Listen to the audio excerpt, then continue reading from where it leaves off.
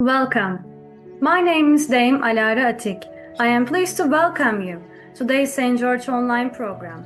Our worldwide communication vehicle will focus on the 700th anniversary of the Order.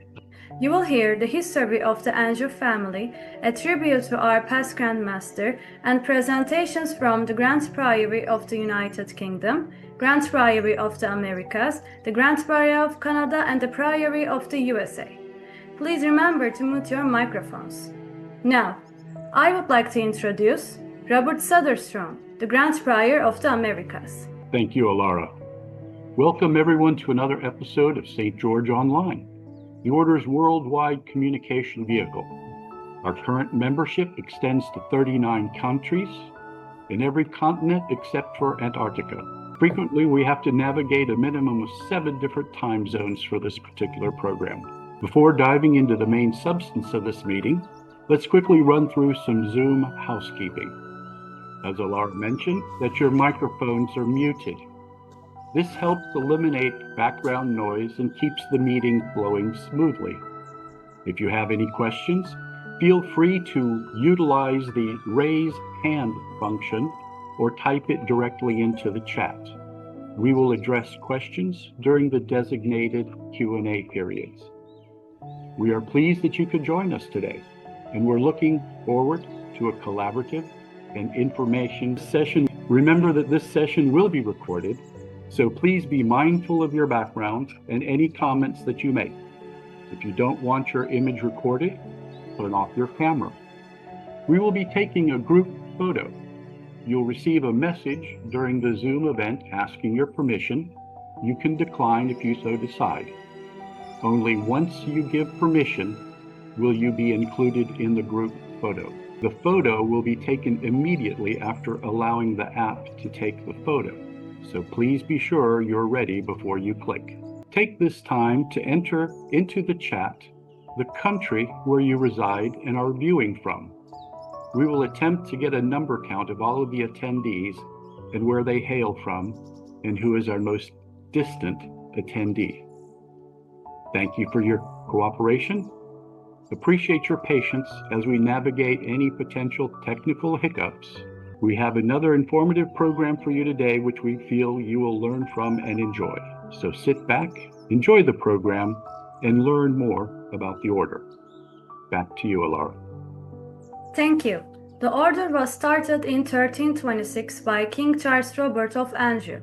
Our first presentation will be about the history of the Anjou family from Chevalier Alex Shipka from the Ukraine. Join me in a warm welcome for Alex. Thank you, dear Alara. Your Excellencies, dear brothers and sisters, respected guests, greeting from Ukraine. In my speech, I will focus on Ukrainian ancestry of the Anjou family. For this, I show the dynastic connections between the Anjou dynasty and the medieval lands of Kievan Rus, Galicia, Lodomeria, and Marmatia. Since part of these medieval political entities are still within the political borders of Ukraine today. I will be happy to briefly walk you through it. Next slide, please, Robert.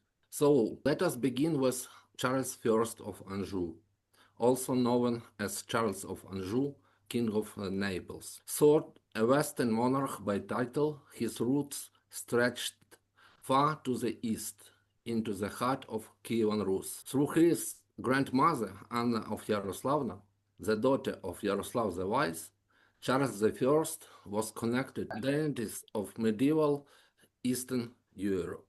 This ancestral link between the Capetian house of Anjou, but also claims to influence in the borderlands of East and West. So, from very start, the story of Anjou is not only French, Hungarian, or Italian, but also deeply Ukrainian. Charles I of Hungary, crowned in 1308, re-established royal authority after years of feudal defragmentation. One of his key achievements was extending his dominion over Marmatia, a strategical region near the Carpathians. To reinforce his sovereignty, he adopted the title of King of Galicia and Lodomeria, emphasizing symbolic and dynastic claims to the eastern borderlands. This move marked the beginning of the Anjou family's political engagement in the lands historically linked to Kievan Rus. Next slide, please. Louis I of Anjou, known as Louis the Great, ruled both Hungary and Poland. Under the reign, suzerainty over Marmatia was solidified, making it a stable part of the Anjou realm. He actively used the title of King of Galicia and Lodomeria not only as a legal claim, but as a message of authority in Eastern Europe.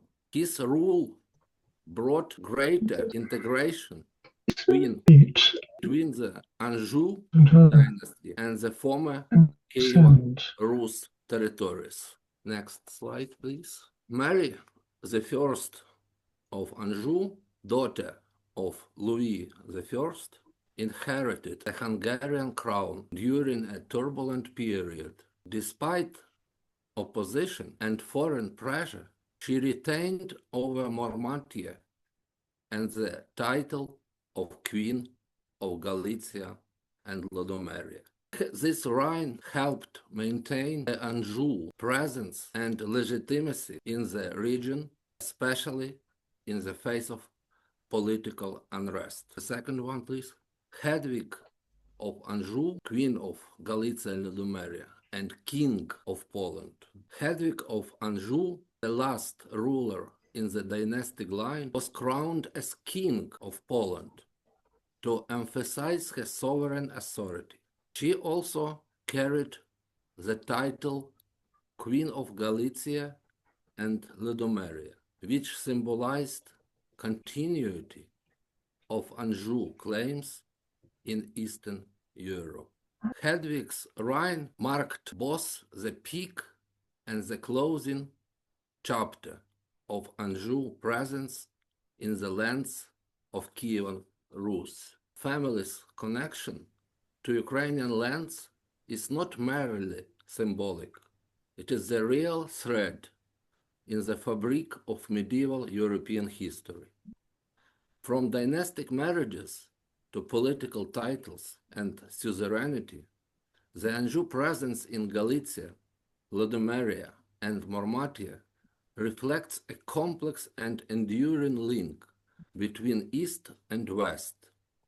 Thank you all for your attention, from myself and from my family and friends who helped to make this presentation possible. Thank you very much. Are there any questions for Chevalier Alex? Thank you, Alex. If there are no further questions, our second presentation will be a tribute to our past Grand Master, Hungarian General Janos Kulin, from Chancellor Mark Haley. We will now hear from Mark. I first became aware of Janos. I was invited to a dinner he was organizing for Order in the early 2000s. And one of the reasons I joined the Order, he was a very charismatic figure. Made Simon and myself, who sort of turned up unannounced, welcome. He was a pilot. He treasured all things to do with the Air Force and flying. He was a true patriot of Hungary, very well known. Distribute afterwards Simon's tribute, which I'm probably reading out at this very moment in time, that organized 56 uprising, earned the reputation of being a very fierce and warrior. Sentenced to death by the Russians for his activities in the 56 uprising. It was only the fall of communism that he was able to return to Hungary, to homeland. He knew quite a few very interesting people. Was received by the then president of Hungary his return and was mobbed by people in the streets. Sort of a fairly well-known figure, them having worked with Eri Neve, who was M9, foment trouble in Hungary against the communists during the uprising. Karaszy Kulin, perhaps I'm going to say a larger-than-life character, although in reality he was actually relatively short. I think he was about 5'1", which, if anybody knows how small pilots have to be to fit into fighter aircraft, sort of an ideal sort of size for that. As a member of the Hungarian resistance in Hungary during the Second World War, and as a partisan with the 1st Hungarian Resistance Battalion attached to the then Soviet Army in Hungary against the Germans from 1944 to 45, and then served the Hungarian People's Army's Air Force until he was a member of a group in Budapest during the Hungarian uprising from October, November 56. There in the National Archive collection of the Imperial War Museum, an interview that is available where you can hear Janos talking about his time. Like so many Hungarians, the suppression of the revolt drove him into exile and consisted on the imposition of the death penalty, as I've already mentioned, and took a particularly conspicuous part in the fighting against the Russians at the time. Janos was one of those whom the Russians blamed for the death of Soviet troops in hand-to-hand fighting. He escaped to Austria and ultimately made his way back to the UK, where he then set up a tailoring business, but persisted the British government and MI9 with liaison with the underground dissident groups in Hungary and keeping exiles safe from the long reaches of the Soviets. He kept in close contact with the Hungarian emigres and worked for a post-communist democratic resistance. And he rebuilt the order in exile to maintain a healthy level of national and folk consciousness and solidarity. After the end of communism in 1989, Janos delivered humanitarian aid to orphanages throughout Hungary, the UK being a fertile soil for the order devoted to honouring George, saint and martyr. Knights and dames were recruited from the community of people dedicated to serving their country, be it in a military, voluntary or charitable capacity. He had a distinct preference for the military veterans, as well as members of St. John's Ambulance and other disciplined organisations in the membership profile. General Janos Karaszy Kulin was one of the most highly decorated officers in the Hungarian armed forces, rising to a general, and he was revealed as one of the heroes of the Second World War and the uprising, in which his valour earned the highest military distinctions. The Order of St. George traces its foundation as a knightly fraternity to 1326. In post-Hungary, chivalric traditions were revived, and in 89, the ceremony in St. Stephen's Basilica, which included the Hungarian national treasures, as the Stephen was brought out of the castle specifically for this televised event to take place, and he was installed as Grand Master in modern times.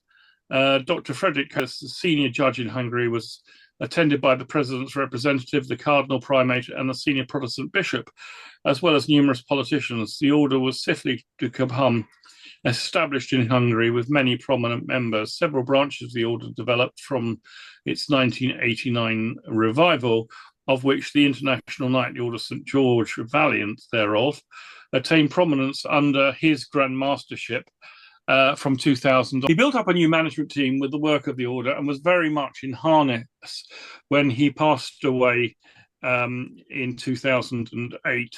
Very sad loss to us. He was a very charismatic figure.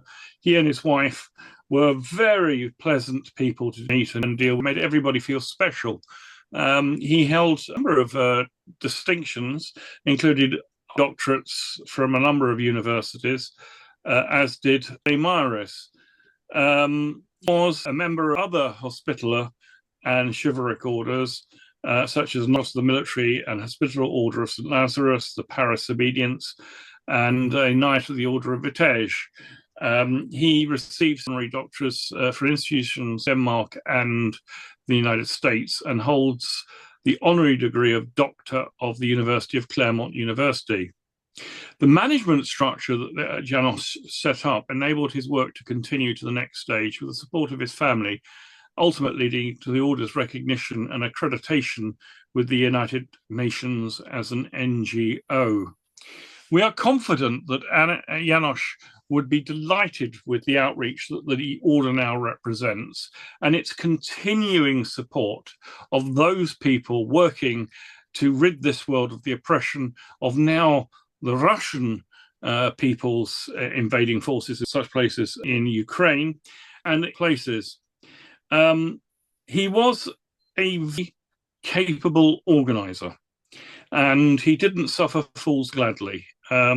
He was very at getting people to do what was necessary and chivying them up and making sure that they delivered.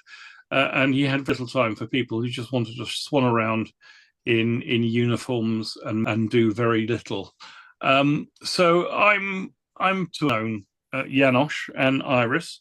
I miss both of them dearly, and I think as an order we commemorate their memory and undoubted capability at making the world a much better place because of what they did and have done. So that is a small hint of Janos. For those of you in the United Kingdom, you may know that he escaped from Hungary flying a MiG from a Hungarian air base to the United Kingdom. That MiG sits in a British RAF museum road from me, and you can go along and see it. I forget the name of the little village it's in, but it's in Hertfordshire. Get to. Are there any questions? Charles has raised his hand. Go on, Charles. Greetings, Mark. Thank you very much for that. I had the pleasure of meeting the Grand Master as well at an investiture at Rochester Cathedral in 2003. I'm just curious, is Cathedral still also with the order in regards to investitures? We haven't been there for 3 years now. One of the reasons is that after the pandemic and an upheaval when they appointed a dean who was anti-military at Rochester, he was subsequently sacked by the dean, Rochester. They just went a very spectacular investiture and dinner in the crypt, but unfortunately, the costings now for hiring of the crypt came out at £4,500. You've put the dinners, the tables, as it were. Although the itself was, the cathedral, it's relatively, I won't say inexpensive, it was relatively good value at about 2,000 to meet. There is very little in the way of dining capability outside of the crypt in Rochester. It's one of those places where if you want to organize a meal for 30, you can do that. You want to organize a meal for 100, then you have to use the Corn Exchange, and that was an unpleasant experience, I'll be honest with you. So we took the decision to move our investitures back into London, partly because that there isn't a great deal of accommodation, partly because we had people coming in from abroad and wanted to be in closer to London. Partly it saves travel and things like that, but mostly it was a lot cheaper to organise. And that's solely down to the way in which things changed post-COVID. But we'd be welcome back there should we wish to go. But I suspect the costings would make it very difficult. Yeah. Thank you, Mark, very much for that. Thank you, Mark. If there are no further questions, our third presentation will be the birthday celebration of King Charles III. Presenting is Magisterium Officium and Grand Prior Stuart Notholt. Good afternoon, good morning, good evening to everyone, and thank you for coming this afternoon. Which is, have you ever wished you could celebrate your birthday twice a year? you may well respond that you don't like celebrating it once a year, with which I would have a considerable amount of sympathy. But the reverse question, would you like to have cake in the spring and cake again in summer? Presents in November and more in June? Well, if you're King Charles, you can. Sort of. The subtitle is The King Who Was Born Twice, brackets, sort of. So yes, it has two birthdays. One is his real birthday in the 14th of November, born in 1948, and the other is his official birthday, celebrated in June. And in fact, today, which is part of the reason why we're having the talk on it. That may sound a bit excessive, perhaps a little royal indulgent. He's a king, he can do these things. Like a lot of in Britain, it has an excellent backstory, quite a lot of pomp, and perhaps inevitably a lot to do with the British weather. Well, there's a surprise to everyone. So let me explain. The royal tradition of other birthdays goes back to at least Henry IV in the 14th century. He's the gentleman on the left of the slide. I have what he's wearing on his head. I thought it was a sock, ladies' drawers or something. Anyway, be that as his actual birthday is unknown. It was known, however, that he was born on Maundy Thursday. Well, so far so except, of course, Maundy Thursday is a movable feast. The exact date is dependent when Easter is. So it depends on the day of Easter. So by extension, Maundy Thursday is a different day each year, and Henry IV, his birthday on a different date, a range of days every year on a different day.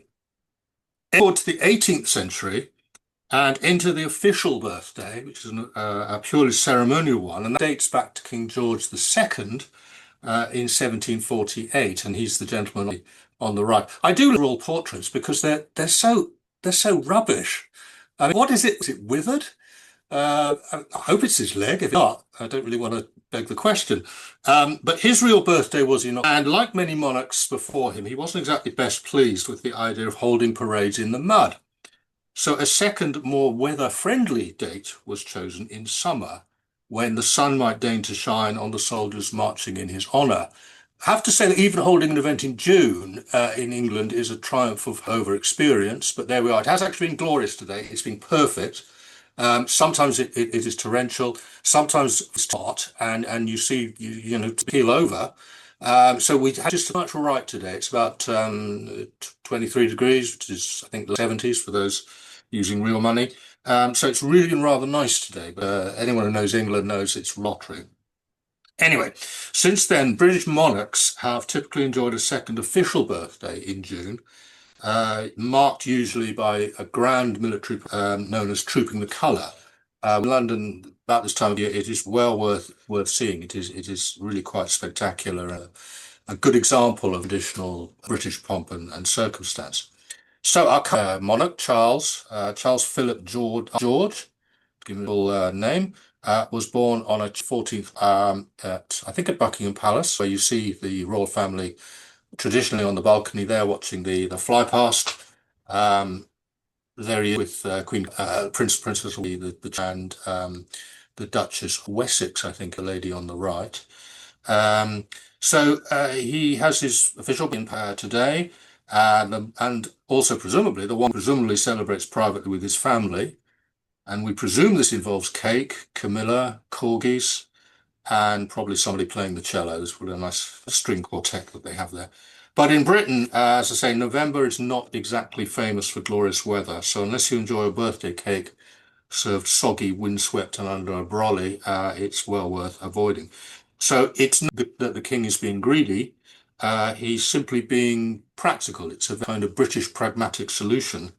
If you're going to wear a bearskin hat and stand perfectly still for 45 minutes, like the soldiers do, you'd rather not be doing it in sleet. In some respects, you would, because the bearskins are incredibly hot, apparently, and any hotter than today, as I say, you do get people. Now, so maybe actually it's not such a bad thing.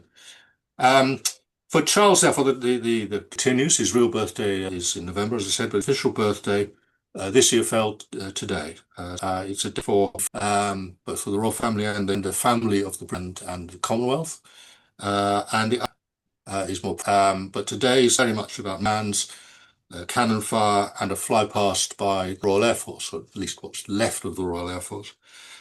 It's the raw version, I suppose, of having a private party and then hosting a neighbourhood barbecue. This is the neighbourhood barbecue, only with 1,400 guardsmen and several hundred horses.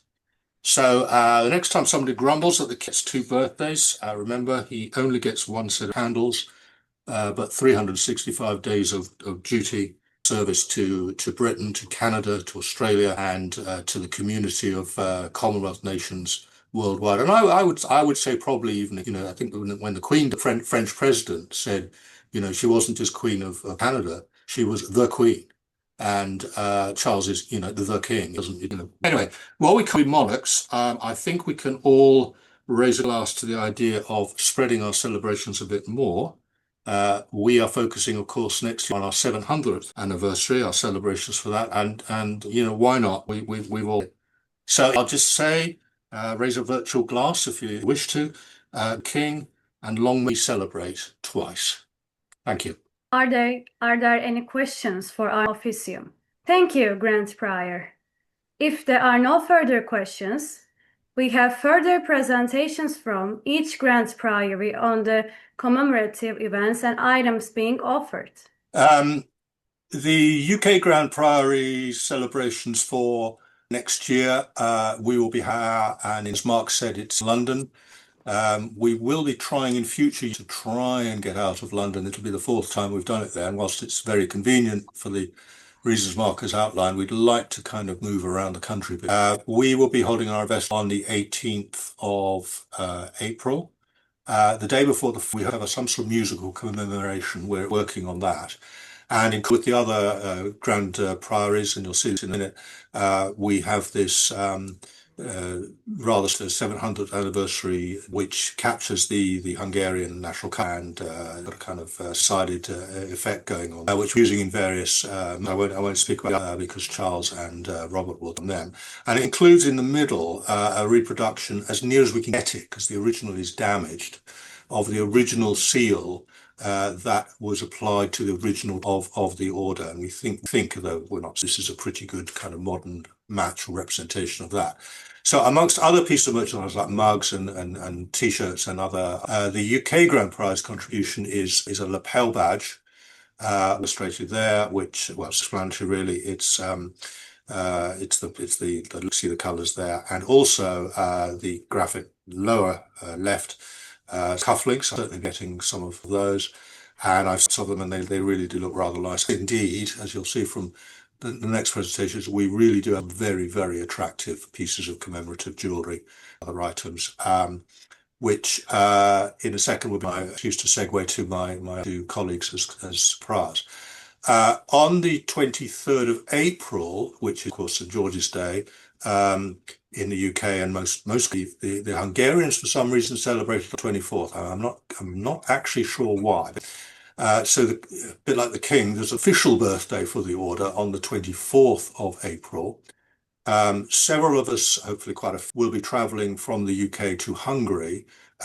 We will probably, in fact, be on the 23rd. Those who are not travelling, some of them at least, will be joining a dinner coordinate that with our colleagues worldwide who are also doing it on the same day. And then we will be in for the 24th. They are holding an investor event in the Basilica, Mark mentioned. It's a huge venue. I don't suppose it will be marvellous if it was. And then doing various kind of events and a few sort of touristy. Returning tired but triumphant on the Sunday or the Monday thereafter. So if anyone is in the UK, or indeed is willing to travel UK and or to Hungary, do please get in touch. We're compiling a list of people who will be going. Obviously, as you imagine, most of them so far are from the British side of the order, but we're hoping to get people from Europe and indeed further afield. That's a thumbnail outline of what the Grand Priory is doing. So I will hand over to other presentations. It's an honor to bring what to you all from the over 600 dames of the Order of St. George in Canada. Reflecting on where we're towards, it's a really wonderful time to be involved with the order, coming up to the significant time in history of the order.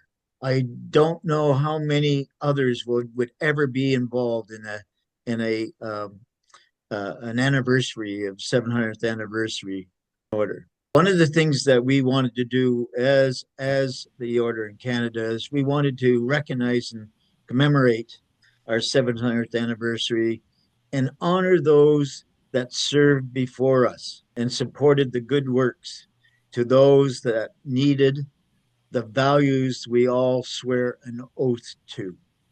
If you reflect upon 700 years that falls before us as we serve, I can only imagine all the good works that was done.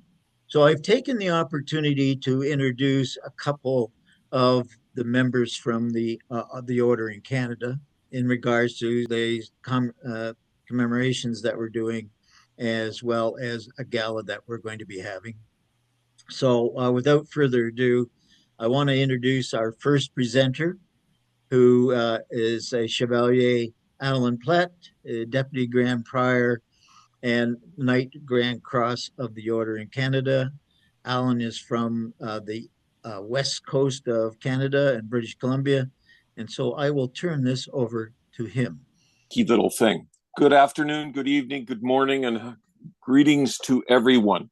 Thank you for listening. I have two things to present to you today. They will both be short. We have two items that we developed and designed for the enjoyment of the 700th celebration. And as the Grand Prior said, we are here for the 700th. This meeting today was at the 600th, I hope. And none of us will be here at the 800th, I hope. So for the 700th, we must begin the celebration. And for that, we need something to remember other than the date. And what we have in the first item is a commemorative medallion. All right. On the flyer, you'll see the picture on the right. That's the front part. That's St. George slaying the dragon. I have two pictures that it will show you in a different light. The 700th anniversary medallion cost is $30 plus shipping. The description, as stated on the flyer, it's a 2-inch in diameter, 1/16 of an inch thick, comes in a red display box that you can actually stand it up and display either side. The ordering process is to email sales@orderstgeorge.ca. Include your name, mailing address, and quantity you wish to order. And on that note, the more you order, the less it may cost to ship. You will receive an invoice in Canadian dollars with the total cost, including shipping. On receipt of payment, we will ship your order. You will be responsible for any taxes and or import fees. If you have any questions, please reach out to us at sales@orderstgeorge.ca. We'll get back to you as soon as we can. We spent a little bit of time developing this thing and tossed it back and forth. In Canada, we ordered 300. They're almost all gone. So that's not bad in a few months. So, and we are planning on ordering some more. So if you want a commemorative piece that you can carry in your pocket or show in your showcase that you're around to celebrate the 700th anniversary, this is an excellent addition to anybody's collection. I've got mine in my coin box on a shelf right behind me in my computer room, which I'm not at because I'm out camping in my RV and it's sunny and warm here as well on the ocean. So, yes, this flyer we will start emailing to absolutely everybody quite often to give you a reminder. It's not to harass you. I know everybody's busy. It's to give you a reminder that they are available, and it would be a good idea if you want one. It's a good investment. Any questions on the medallion? They're lovely. I'll be getting one. That's good. Now the next project, and this one was my fun project. The next presentation I have is Dame Francine Harding. She is a dame, and she is the deputy prior of the National Capital Region, which is in Ottawa. And Dame Francine has been very in coordinating not only the celebration, of the 700th anniversary, but also investiture is being held at the same time. Dame Francine, over to you. Thank you, sir. Have next slide, please. So we are to announce that the planning is well underway for this historic event. And of course, as the Grand Prior mentioned, the investiture weekend. We have the logos that you saw just a bit earlier in English and in French, and they're ready to be used externally. We hope to have members from, of course, across Canada and internationally that will gather in Canada's National for a memorable 3-day program of ceremony, heritage, and fellowship. The tickets for the gala dinner are anticipated to be set at $150 per person, and the save the dates email went out a bit earlier this week. Next slide, please. Our weekend's going to start on the Friday, 24th of April, with a welcome and reflection. We selected the Westin Hotel, which is a fine hotel right downtown Ottawa, and we expect people to arrive throughout the day. And my team and I will be at the hotel to welcome everyone and give the program for the weekend. Later in that evening, we will travel to the Beechwood National Military Cemetery, and we'll have the meet and greet there for the postulant, and we will host postulant members and guests. We will have a walking historic tour as well as a candlelight ceremony. Next slide, please. Move on to Saturday, the 25th, the investiture and the gala. The postulant will have their breakfast at the hotel. The investiture will start at 1300. It's for the postulant to get their briefing, and it's at St. Teresa's Church. And I will mention it is walking distance to the hotel, but for those who cannot, we have a schedule for transportation to church and back. At 1800 hours, we will have cocktail reception, and at 1900 hours, the gala dinner. Again, we're hoping at $150 per person. Next slide, please. Sunday, we'll have different heritage tours of the Canadian War Museum and the Parliament of Canada. So we'll have an option of both or one or the other. So behind-the-scene tours of the Canadian War Museum, which is spectacular. We had a glimpse of it earlier this month. And the second tour will be the tour of Parliament of Canada. So you can choose one or. Thank you very much, Francine. Looking forward to a good time in Ottawa in relation to the celebration of our 700th anniversary. Okay, back to you, okay, for what I think is probably best commemorative. Okay, thank you. And I have returned. He is right, it is the best. We are dealing with North Point Distillery in Scotland. We have ordered 2 casks of this fine beverage. It aged out at 15 years in February in a cherry cask. And I remember best, smooth, fine finish, fruity flavored. It's not peaty or smoky, and should be an excellent quality. A bottle of single malt 15-year-old Scotch whiskey. The front, as you see it, has our emblem. The front for the US and the UK will have their shield.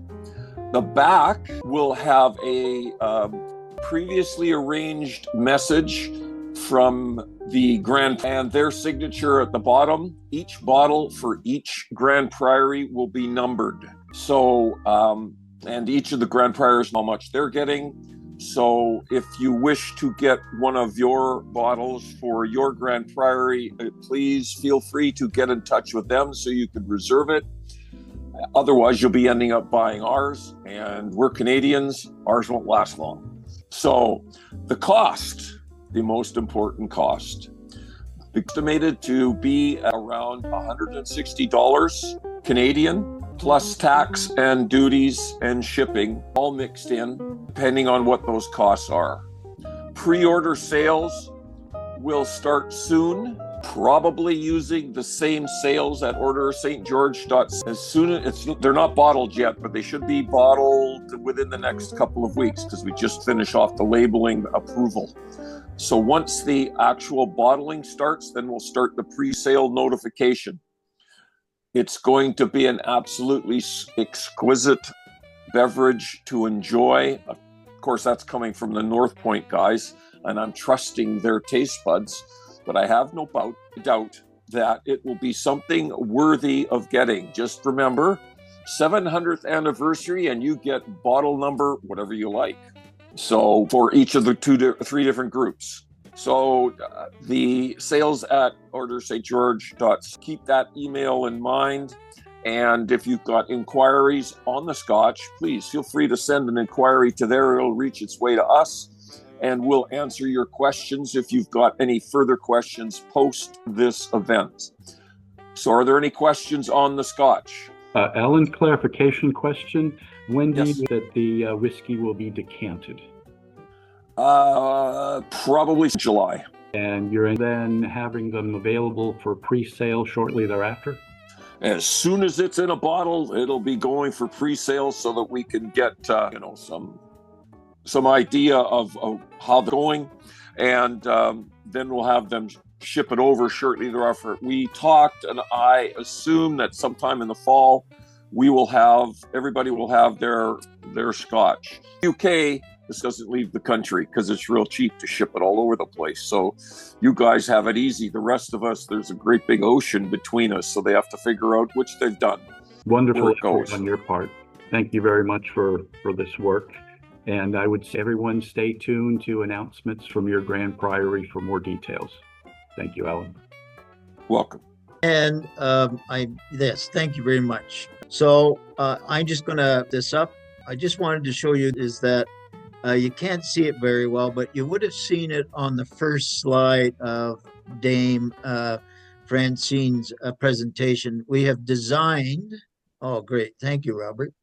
If you look at the logo at the top corners, there, we have created a 700th logo to go along with the Gala. This will be on what you saw, the hats, golf shirts, and T-shirt, okay? Will be available for purchase in our store as well. We wanted to commemorate something that would last after the day so that each and every knight and dame can say, I was there. So there'll be more to come on this, but I just wanted to show you that there is a token for all of us to also, mind you, the Scotch is a pretty good token too. But so thank you all thank my presenters, and feel free, want to know any information, let us know. Thank you very much, Robert.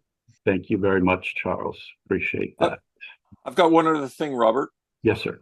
Two people mentioned crystal whiskey glasses or Scotch whiskey glasses. I just happened to have a contact. I will get back to everybody, the three Grand Priors, as to what that would look like with that logo that we've got on there, that Ottawa Priory designed, and what the cost would be for, they come in a box of 6, by the way, because I've been involved with something else, and that's what we did with our regimental logo on the glasses for our Scotchtoberfest, which we have every year. So I will look in the cost of those. I don't think it's very expensive. So I will get back to you with more info on that. You too. Thank you for those suggestions. Thank you, Robert. Thank you very much to our presenters, Stuart Northolt from the UK and his presenters from the Grand Priory, Canada. I get to do the report for the USA Americas, but I'd like to start with an announcement beforehand. The Americas Grand Council is pleased to announce the following promotions. Chevalier Kurt Orcutt has been promoted to Grand Marshal of the Americas, and Chevalier Stephen Mons has been promoted to USA Prior. Join me in congratulating these two fine leaders and wish them well as they take up their new stations. Additionally, as you heard, we're very active at the United Nations level. I would like to announce a milestone in our consultative role to the United Nations. Grand Prior Charles Hill is one of our delegates, and he was elected to represent the Order on the board of the Substantive Committee on Spirituality, Values, and Global Concerns. He will serve a 2-year term and is already making significant contributions to that committee. I'd like to congratulate each of these individuals on their promotions and their work. Additionally, the order has been nominated and seconded for a seat on the governing body of the Congress of NGOs. The vote will be held in October, and it is an honor to be nominated by our peer NGO groups. Finally, as we seek to build bridges with other like-minded NGO groups whose missions are aligned with ours, I would like to announce that an MOU has recently been signed with the International Order of OSMTH. They have a strong United Nations presence, and we sit together on the same substantive committees with their delegates. And we will be announcing further MOUs in the future. And now on to our commemorative item here. The Americas is offering a commemorative 700th anniversary medal set, which is recognized and approved for purchase and wear by all Grand Priories. We are excited to offer this limited edition commemorative medal set celebrating the 700th anniversary of the founding of the Order of St. George and our Hungarian heritage. To commemorate the Order's Hungarian birthplace and honor this milestone, we are offering a beautiful medal set that includes a large medal, as you see, along with the miniature version, which is perfect for formal occasions. The coloring and design reflect our Hungarian origins. Additionally, each set comes with extra ribbon length to facilitate convenient mounting. The medal set is available for the price of $65 US. We look forward to participating with the UK and Canada on the commemorative whiskey offering. More details as they arrive. All of these offerings represent a unique opportunity to own a piece of history that represents the esteemed legacy of the Order of St. George. And with that, I'll turn it back over to Alara. Are there any questions? Yes, I have my hand up here, Laura. I'd like to make to what Grand Prior Robert had said about the NGO and representing the Order of St. George with the NGO, with the spirituality, values, and global concerns. Executive Committee, I want you to know how great an honor it is for me to represent the Order internationally on this committee. One of the things that I'm taking the opportunity to do is, in any of the dialogue that we have, is share what the Order actually does. We actually deliver programs, okay? We don't necessarily to discuss what would be a UN day on the calendar or talk about, specific some of the. I have the honor of being able to say we're in the Ukraine, we're in Tanzania, we're in Ethiopia. What are we doing? We're providing food and medical supplies. We're in the Caribbean. So, it's such an to say, this is what we actually do in the Order of St. George. Okay. So I want to share, and so they know who we are. We're a pretty significant presence, on an international basis. So it is an honor to be able to carry that message on all your behalves as to what we do. So thank you. And it is a very rewarding thing to be able to do and represent the good works of the Order. Thank you, Robert and Laura. Thank you, Grand Prior. Are there any questions? Links to purchase the commemorative items will be available in the chat. We will now hear announcements. Can you hear me? Yes. Okay. Yep. I'll go through the from the United States. Robert has covered things, but there are a couple of things worth mentioning that he has asked me to remind you. We're looking at the way in which our YouTube channel is watched and viewed, and we have had over 2 views and 900 subscribers.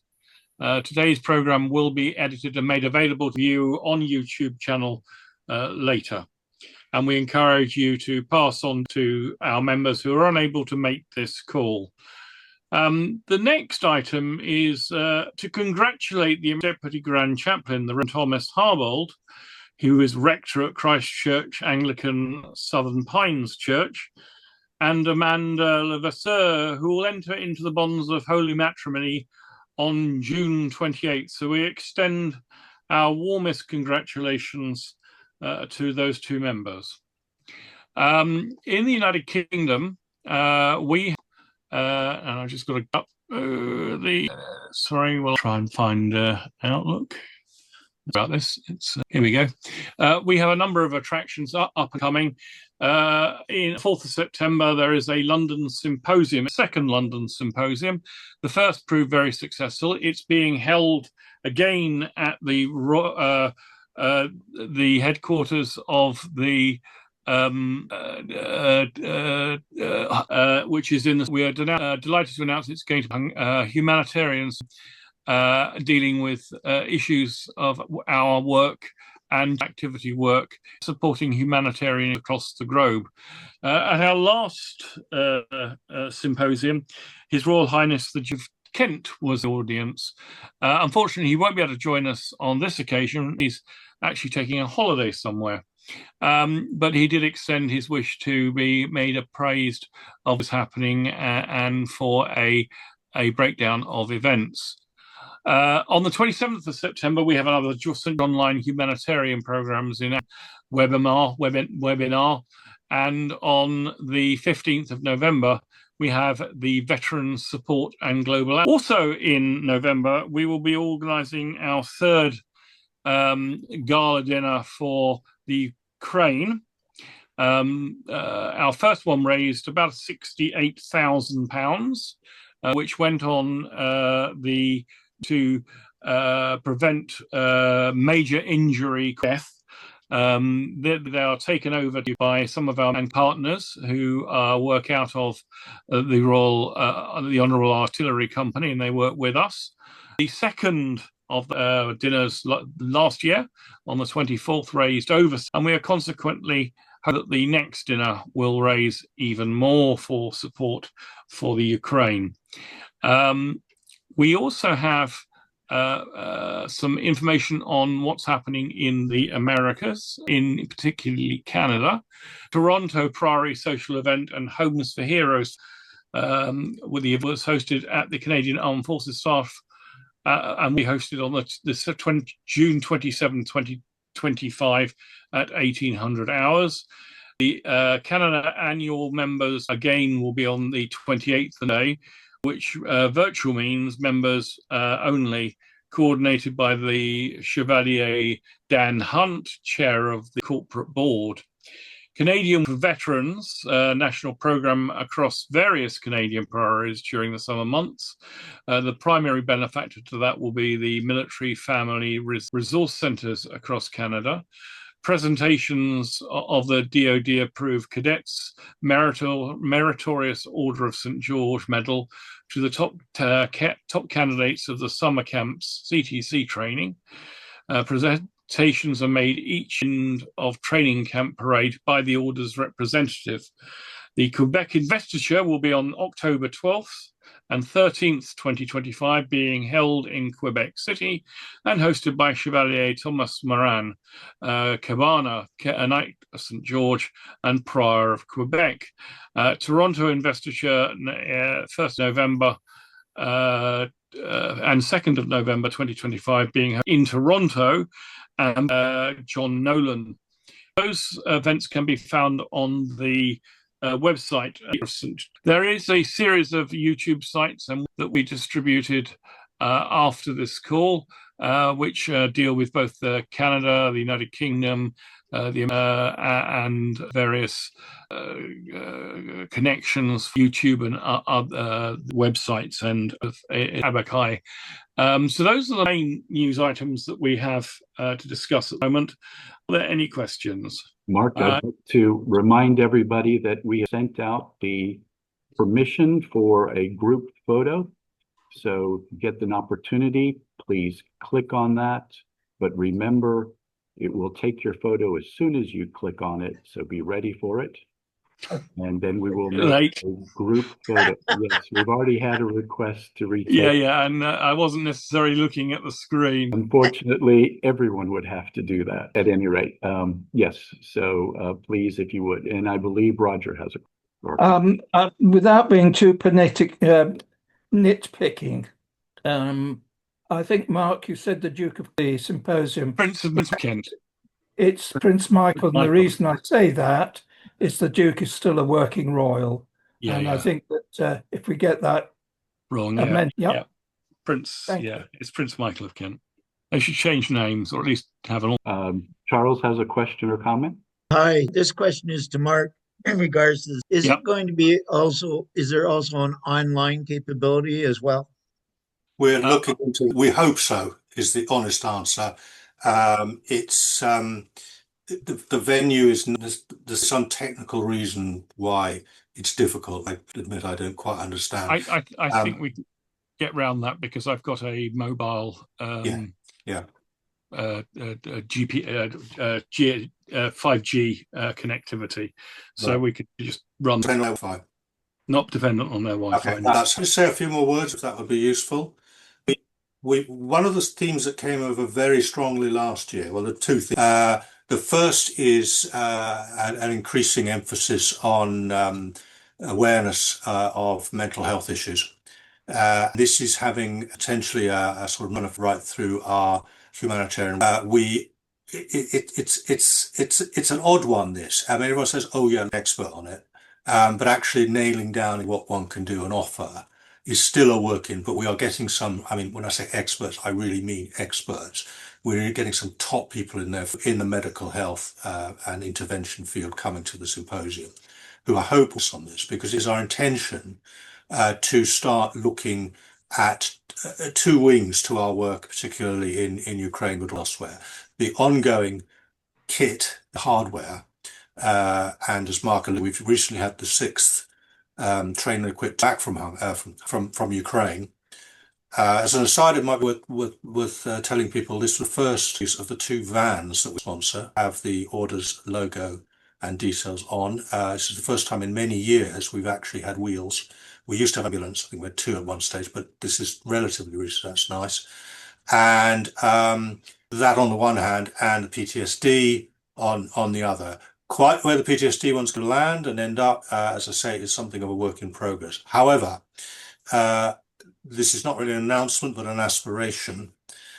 We are in talks with the suppliers of medical kit, up to and including tens, if not hundreds of thousands of pounds of individual items, which to support not just Ukraine, but potentially Egypt and other parts of the world. Fingers crossed, it's looking good. That would bring us, without fear of exaggeration, a 7-figure UK pound sum kit. It's not money we've raised, but it's actually, in kind, which adds to the $4 or $5 or even more now $1 million for the sake of conversion that we've been able to supply both from the and from the UK. I'm saying that just to remind people, the order box is massively its weight. A few hundred people worldwide, but our bang for buck is and I know other people have worked in a lot of charities. I can't think of a way that is so much more satisfactory than it is with the order. Not just in the money, the pounds, the Australian dollars. We've got Paul on. Welcome, Paul. Must be the middle of the night, as usual. You're a hero, absolute hero. Paul has been doing, I won't sing his praises too loud, I don't want to embarrass him, but has been doing a lot of the back office work in support of the Ukraine project. And I think that's an underscoring of the fact, we are global, and as today's meeting has proven. So exciting times. We're not resting on our laurels. We're going to see this, but it is the start of the next 700 years. Just so everybody knows, at our last investiture, Stuart, our magisterium officium, he will be standing down as the UK Grand. So we'll be going through an election period over the next year to elect a Grand Prior for the United Kingdom. Stuart will be staying as our MO, as our magisterium officium, and will be concentrating on uniting the endeavours of our various camps and priories across the globes in a coordinated fashion. So congratulations, Stuart, on your decision to move onwards and upwards in some respects, but also to make way for someone to take on a pivotal role in the UK as our new Grand Prior, and to reflect the way in which the organisation run in Canada and the United States. So, thank you. Just as a point of possible explain, I've always in the 5-7 years worn hats, as most of you know, UK Grand Prior, and also as Marcus mentioned, as Motor Steam Official, which is we actually sort of created to ensure that there was a proper distinction between the UK Grand Priory, which despite its effectively, and at that stage, work that Robert and I were doing primarily in the US, but more generally in the Americas. I think it is now the time for a separate, human being. I'll do what's it called, a bi-generation, like what's his name? I'll split in two. Can't guarantee what the other look like. As Marcus said, if you want me, I'm happy to continue to gently hold the reins. The three priorities are legally organisations, and that's right and proper. So this is not a trial exercise. This is a coordination piece, and I'd just like to congratulate Charles and Robert in tremendous strides that have been made in the Americas in working with the huge asset that these bring. We own the scale of numbers that you guys have got, and to congratulate Stephen on his promotion as US Prior, which again is an indication of the fact we are putting serious in all parts of the world. Are there any other questions or events? Thank you for attending. Please like and follow our Facebook page, www.facebook.com/stgeorgeamericas, and like, follow, and subscribe to our YouTube channel at the order of st.george. We will post in the chat. Thank you. We look forward to seeing you at our next quarterly meeting, where we will focus on humanitarian programs in action. Thank you. Goodbye.